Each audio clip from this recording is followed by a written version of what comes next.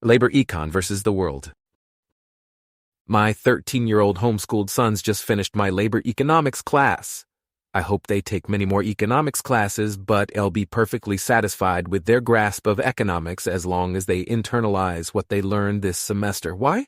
Because a good labor economics class contains everything you need to see through the central tenets of our society's secular religion. Labor economics stands against the world. Once you grasp its lessons, you can never again be a normal citizen. What are these central tenets of our secular religion, and what's wrong with them? Tenet 1. The main reason today's workers have a decent standard of living is that government passed a bunch of laws protecting them. Critique. High worker productivity, plus competition between employers, is the real reason today's workers have a decent standard of living.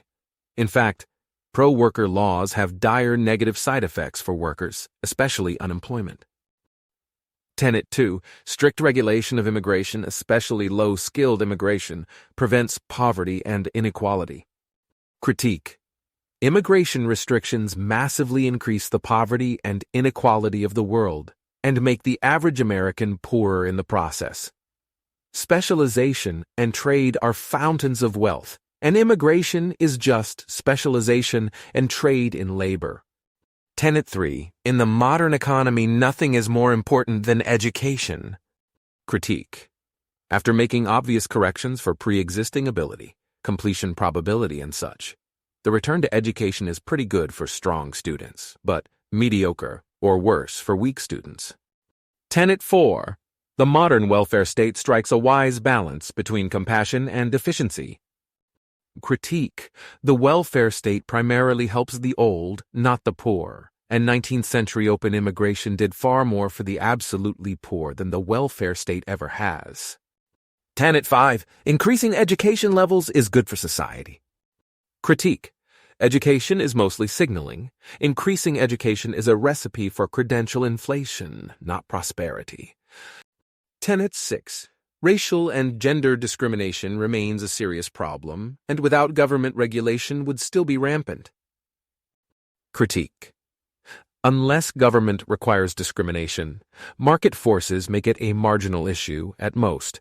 Large group differences persist because groups differ largely in productivity. Tenet 7. Men have treated women poorly throughout history, and it's only thanks to feminism that anything's improved.